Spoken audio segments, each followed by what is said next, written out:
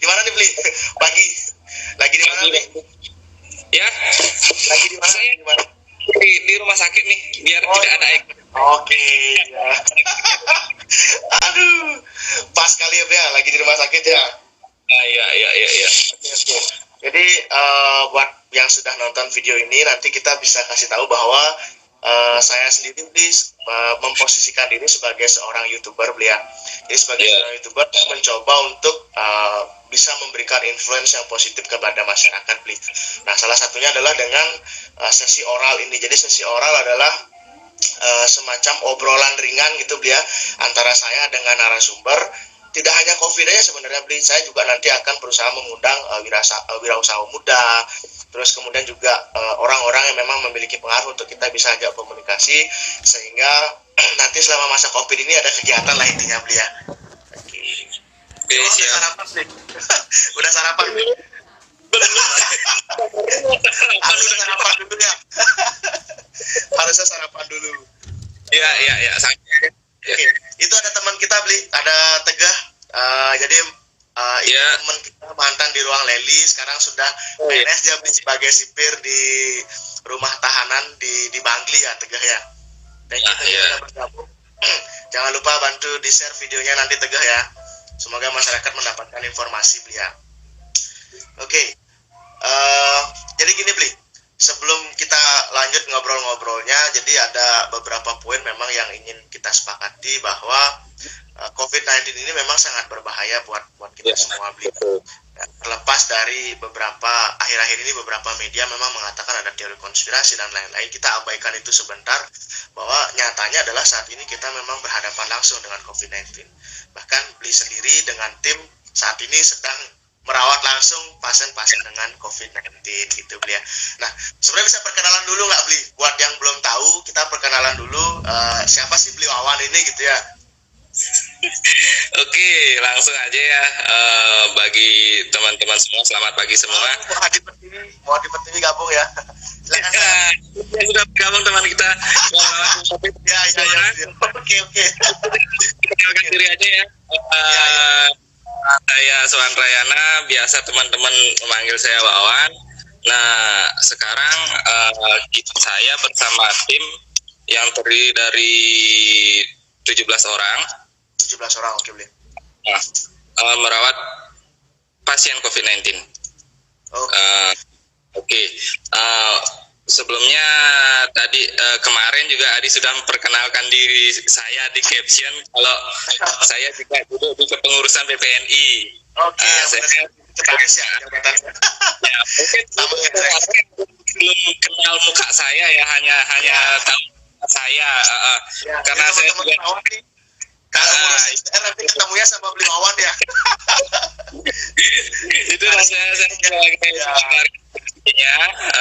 dimana mungkin teman-teman hanya tahu nama saya, nah beginilah muka saya gitu. Nanti sudah ubanan nggak, Bli? Belum ya? Ya, gimana Di? Sudah ubanan belum, Bli? Oh, sudah banyak, bro. Ini karena sudah disemir. Oke, di kepengurusan saya sebagai sekretaris DPD. Kemudian untuk di perawatan COVID-19 ini, sebenarnya kita ada dua tim ya. Tim satu, timnya Aji Kuku, Gusti Kuku, yang beranggotakan kalau tidak salah sekitar 13 orang. Kemudian tim saya sendiri beranggotakan 17 orang. 17 orang. Berarti total kalau di total kurang lebih 30 orang ya. Ya 30-an lah. Itu pasiennya ini dirawat di Rumah Sakit Girimas. Jadi tempat isolasinya di sana di Girimas, dan RSUD dijadikan screening awal. Misalkan ada pasien yang terindikasi COVID-19, dia ke UGD terlebih dahulu. Dia didaftarkan, kemudian untuk perencanaan swab-nya dia harus diverifikasi di begitu alurnya. Oke, Beli Wawan. Jadi saya pertegas lagi bahwa saat ini posisi Beli Wawan sebagai salah satu kepala ruangan dan juga kepala tim dari perawat COVID-19 untuk Kabupaten Buleleng. Beli sendiri beranggotakan kurang lebih 17 orang. Salah satunya Muhadi Pertiwi mungkin. Ya, betul. Yang udah ikut bergabung ini. Perlu saya tegaskan lagi, kita tidak hanya dari RSUD aja, karena kita memakai Girimas, kita memakai tim Girimas juga. Jadinya kita duet di sana antara tim RSUD dengan tim Girimas. Ya. Kalau tidak salah Girimas totalnya berjumlah 42 orangan kalau tidak salah itu semuanya. Oke, 42 orangan ya. Jadi lumayan banyak Beli sebenarnya timnya Beli ya. Makanya kita ngatur jadwalnya itu agak susah karena kita juga kan harus menerapkan social distancing teman-teman kita biar tidak terlalu banyak yang jaga gitu. Iya, benar sekali Beli. Iya. Jadi saya pertegas lagi Beli ya, bahwa hari ini saya live bersama narasumber saya Beli Gede Suandrayana Nas Eskep, di mana Beli sendiri adalah berkedudukan sebagai sekretaris DPD PPNI Kabupaten Buleleng ya. Kemudian Beli juga adalah salah satu ketua tim dari teman-teman yang dari RSUD Kabupaten Buleleng sejumlah 17 orang nih yang merawat COVID-19. Termasuk juga Beli sendiri ikut bergabung dengan teman-teman dari RS Girimas yang memang sudah lebih awal di Rumah Sakit Girimas seperti itu Beli ya. Jadi intinya merger antara tim RSUD dan juga RS Girimas.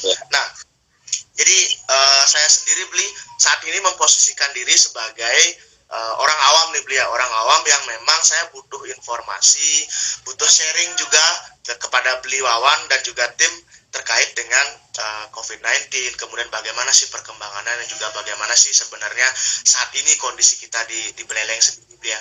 Kita jangan bicara secara nasional dulu deh, kita bicara secara Buleleng dulu deh ya.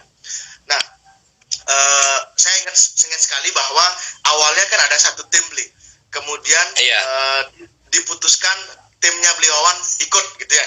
Perasaan Beli Wawan sendiri tuh sama tim pada saat itu gimana Beli? pada saat pertama kali kalian bergabung nih jadi perawat COVID-19 gitu, gimana Beli?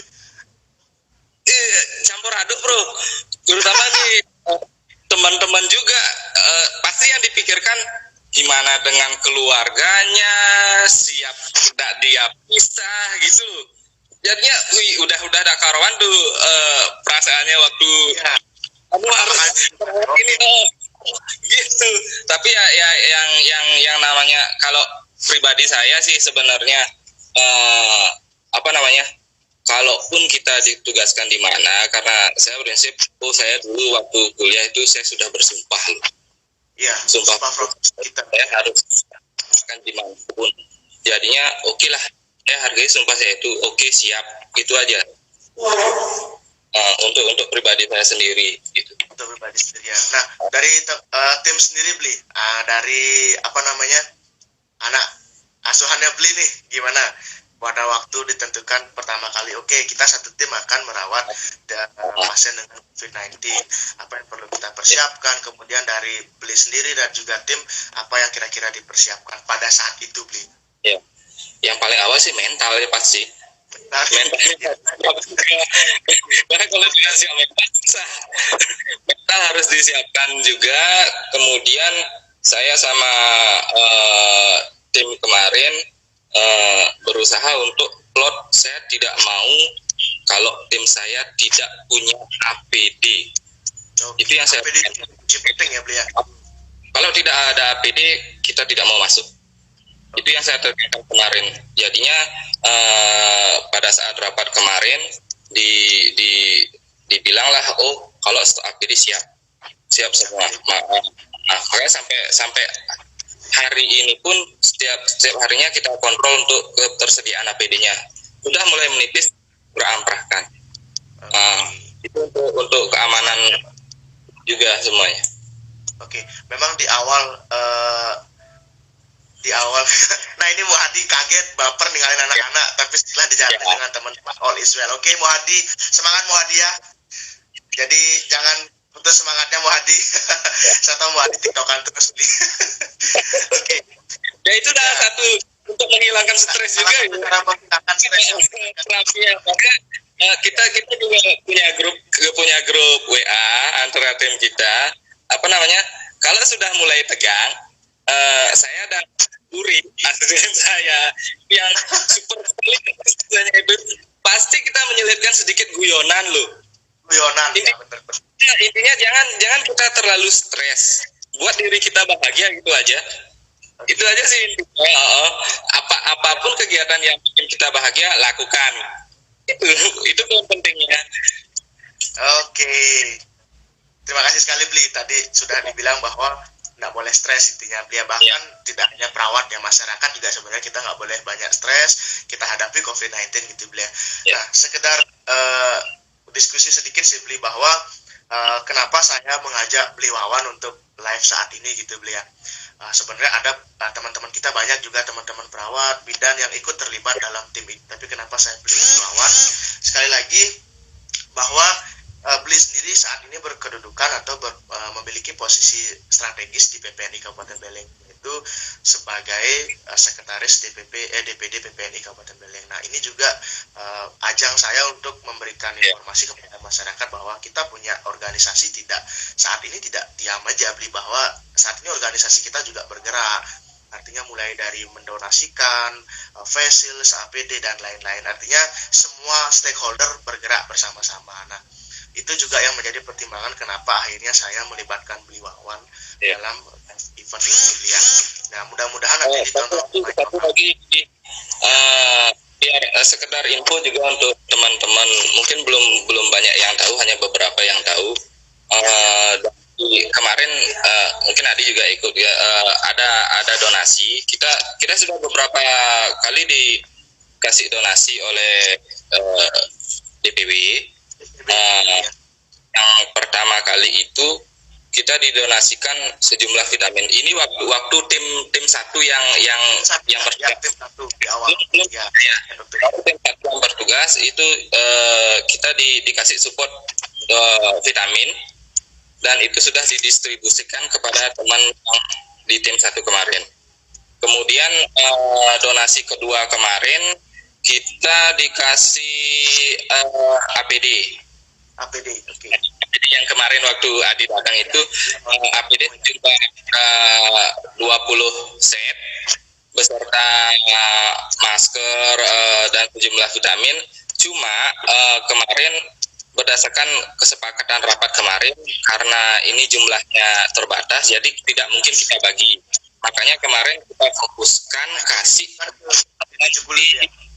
gula, karena mereka yang langsung rapid, kasihan mereka tidak ada support APD. Makanya kita fokuskan semua APD ke sana untuk teman-teman di TJ Gula 2. Dan itu sudah disampaikan. Kemarin saya titip sama Pak Sufiane, dan itu sudah disampaikan.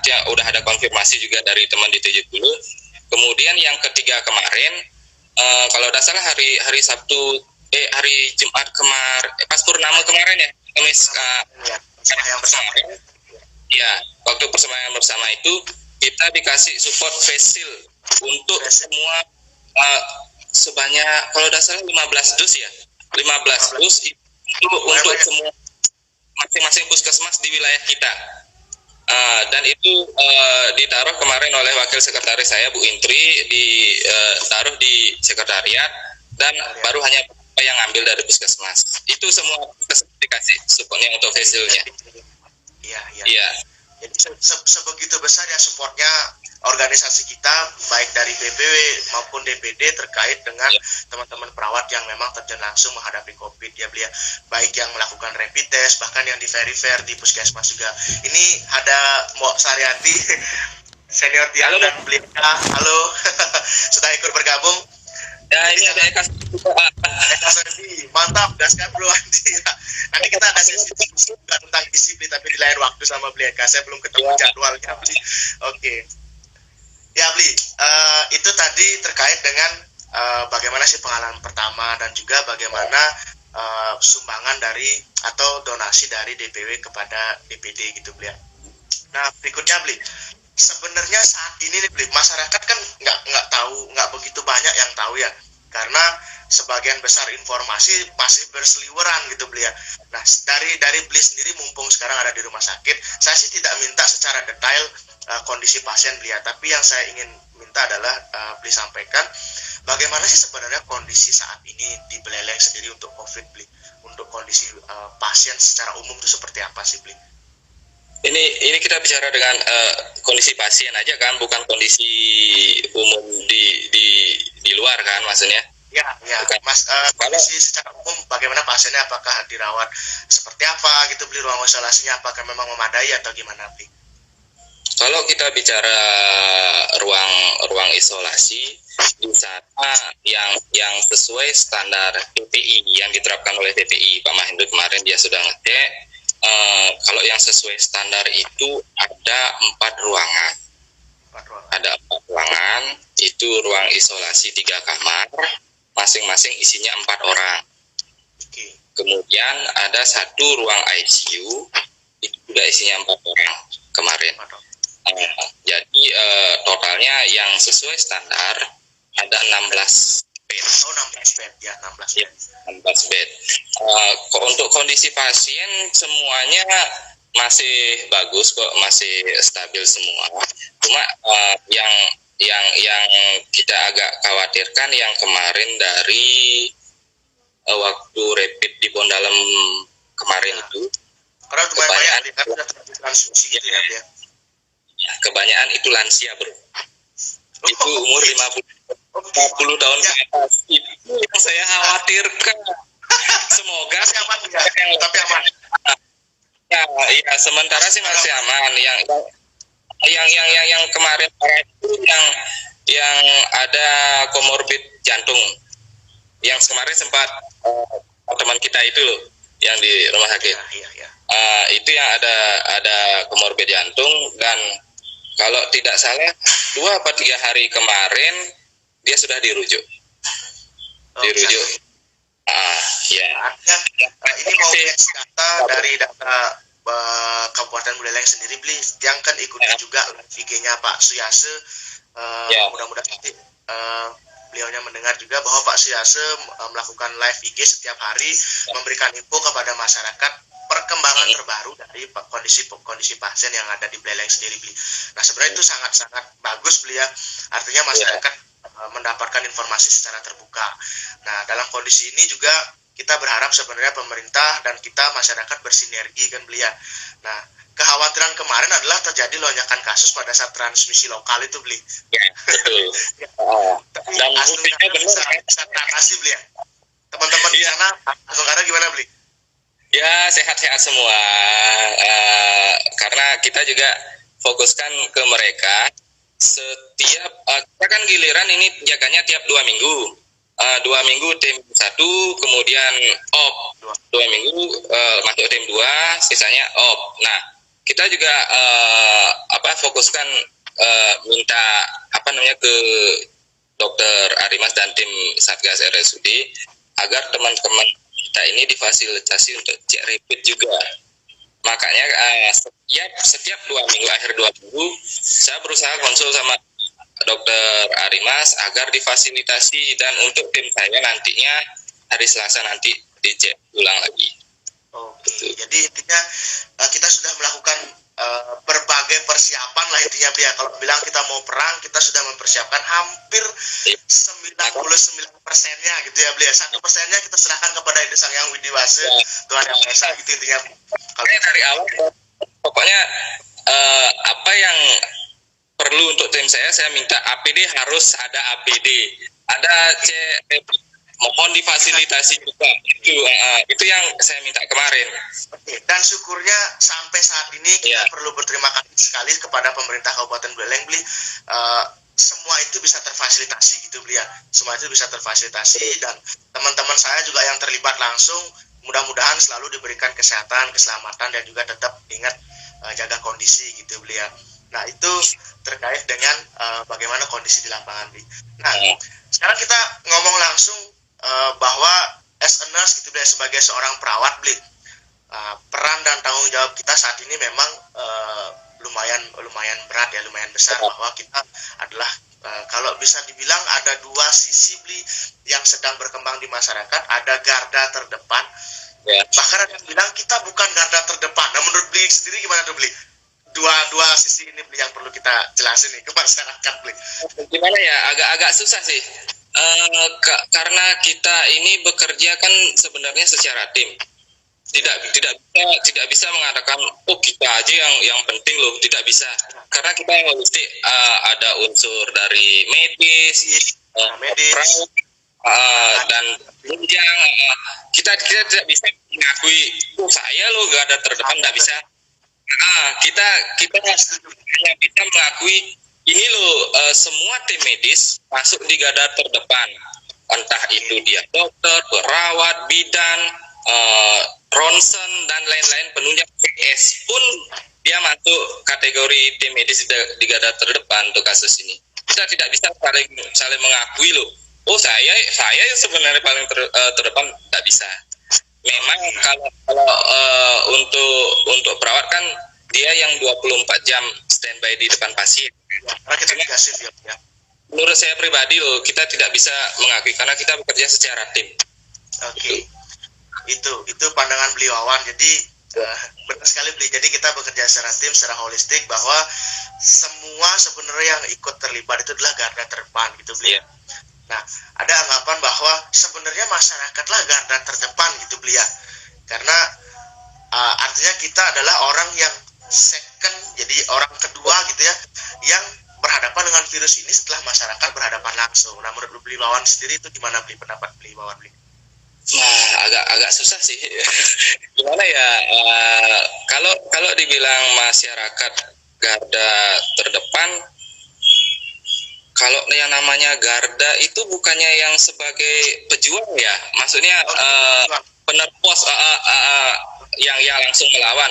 Nah, kalau masyarakat, gimana ya? Saya susah bilangnya, bro. Kalau masyarakat bisa juga sih. Asalkan dia tidak bengkung gitu loh.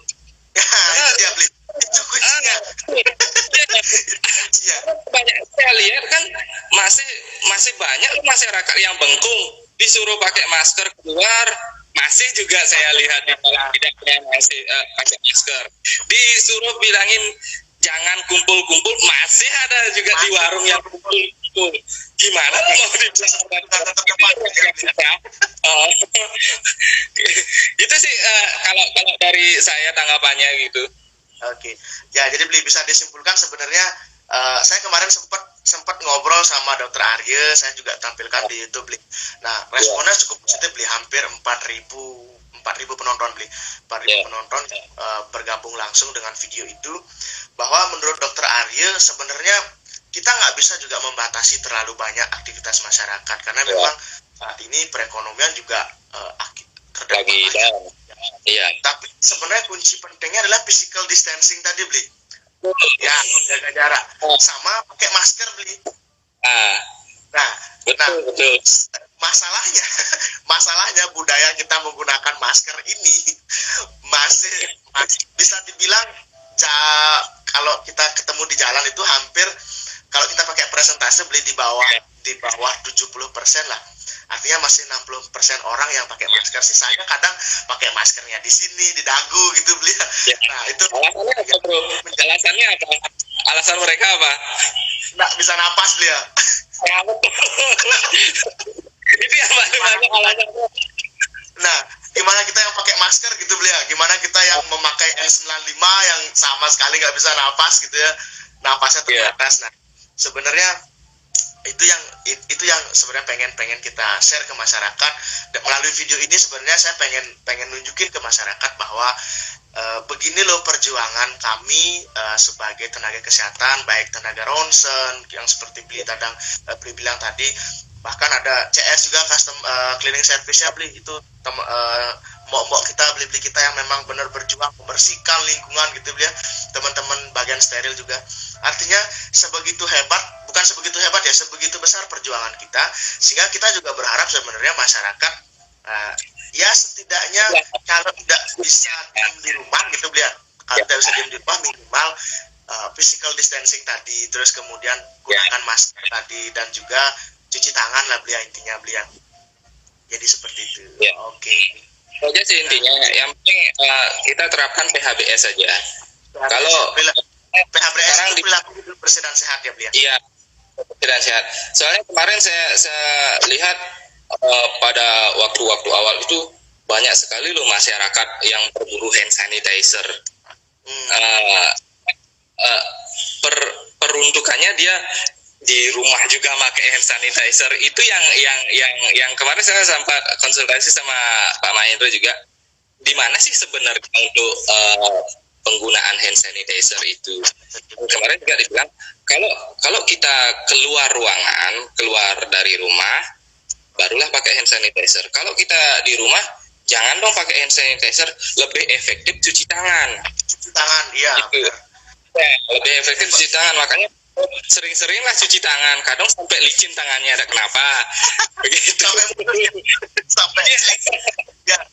Oke. Saya kemarin sempat juga ngobrol sama Bli Mahendra pas kebetulan ke ruangan Tiang bahwa sebenarnya saat ini memang hand sanitizer kan awal-awal diburu gitu Bli ya.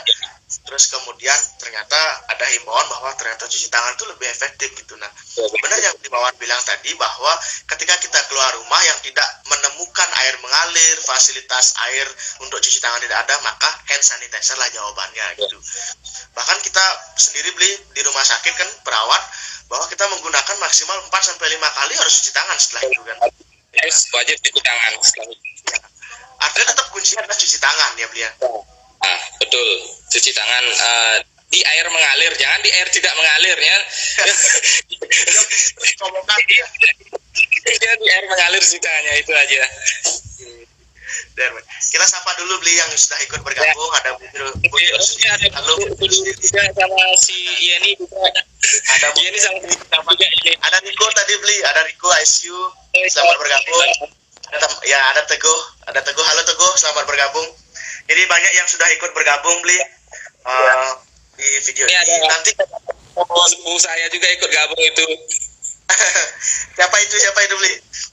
Putu Gede Indra ya, saya itu dia masih pendidikan nasnya juga di UNUD itu.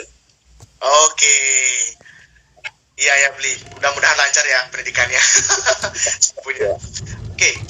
Jadi nanti buat informasi juga Bli bahwa video ini kita akan atas izin Bli kita akan record dan video ini kita akan tampilkan juga di YouTube saya Bli sebagai sesi oral obrolan langsung sebagai solusi bahwa teman-teman yang tidak bisa menonton live kita hari ini mereka bisa menonton apa yang kita perbincangkan saat ini di YouTube saya. Artinya masyarakat bisa mendapatkan manfaatnya sendiri mulai dari informasi, terus kemudian juga siapa sih perawat-perawat yang yang mereka tidak pernah lihat gitu ya, bahwa ini loh Bli Wawan orang yang merawat langsung pasien dengan COVID-19. Ini dulu ketua tim dari teman-teman saya yang ada 17 orang dan juga timnya Aji Kukuh gitu ya, dan juga tim Girimas yang memang terlibat langsung. Artinya kita perlu juga sharing Bli, kita perlu juga share ke masyarakat, artinya biar masyarakat juga mengetahui perjuangan kita gitu Bli ya.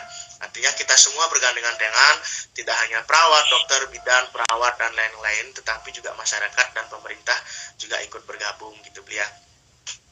Nah Bli, kita sambil nunggu teman-teman nanti yang ikut live ada pertanyaan mungkin atau ada sesi tanya jawab, kita lanjut ngobrol lagi. Bli Wawan sendiri saat ini shift pagi nih Bli ya? Atau memang terus shift pagi Bli? Memang kita kan sesuai jadwal Sabtu Minggu libur bro. Terus cuma untuk teman-teman tetap yang sesuai shift jaga, tetap ada yang berangkat ke gitu. Teman-teman yang di sana sekarang yang shift pagi siapa aja Bli? Halo, bisa say hello mungkin? Siapa yang shift pagi sekarang ya? Shift pagi Ria Resti.